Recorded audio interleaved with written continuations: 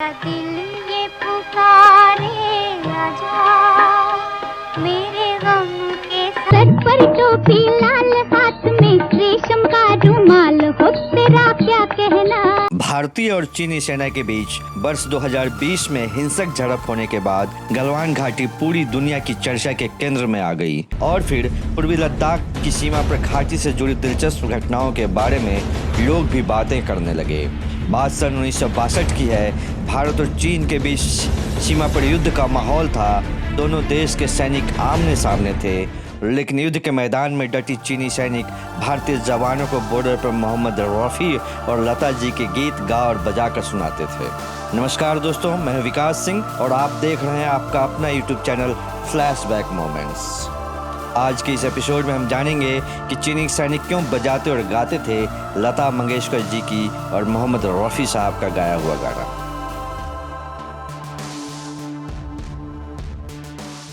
उन्नीस के भारत चीन युद्ध में लड़ने वाले सेना के जवान फुनचोक ताशी कहते हैं कि चीनी सैनिक ज़्यादातर समय हिंदी फिल्म के दो लोकप्रिय गानों को बजाया करते थे। इनमें से एक गाना लता जी द्वारा गाया हुआ था तो दूसरा रफ़ी साहब द्वारा गाया गया था। अन्य लोग भी कहते हैं कि चीनी सैनिक रफ़ी साहब द्वारा गाया गाना तुम सा नहीं देखा को खूब बजाते थे। यूं तो हमने लाख हंसी देखे हैं, तुम सा नहीं देखा। रफ़ी साहब द्वारा गाया गाना तुम सा नहीं देखा इसी नाम से बनी फिल्म का टाइटल सॉन्ग था, जो कि साल 1957 में आई थी। ये नजर उफ ये अदा, उफ ये नजर उफ ये अदा।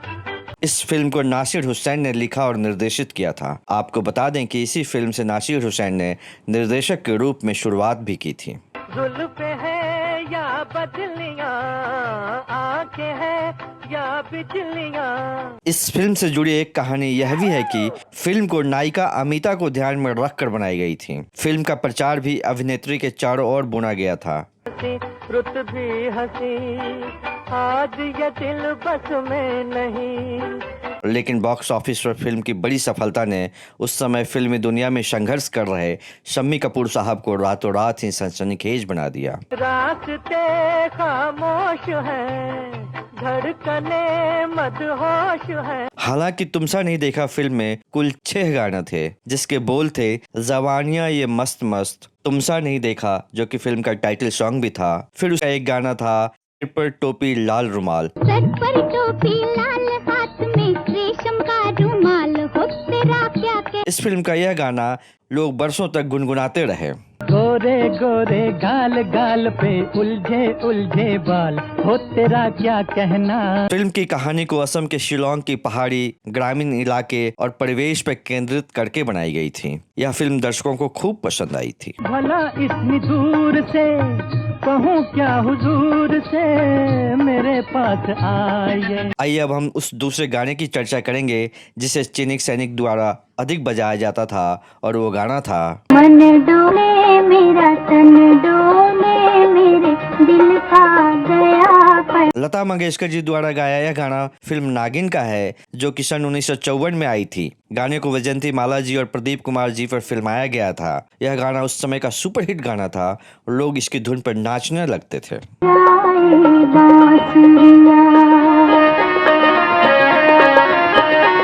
इस फिल्म के गानों को लिखा था राजेंद्र कृष्णन जी ने और संगीत दिया था हेमंत कुमार जी ने। इस फिल्म में कुल 13 गाने थे और फिल्म के सभी गाने शानदार थे। नागिन फिल्म सन 1954 की सबसे अधिक कमाई वाली फिल्म बनी और इस फिल्म ने अभिनेत्री वैजयंती माला जी को हिंदी फिल्म इंडस्ट्री में स्थापित करने में अहम साबित हुआ।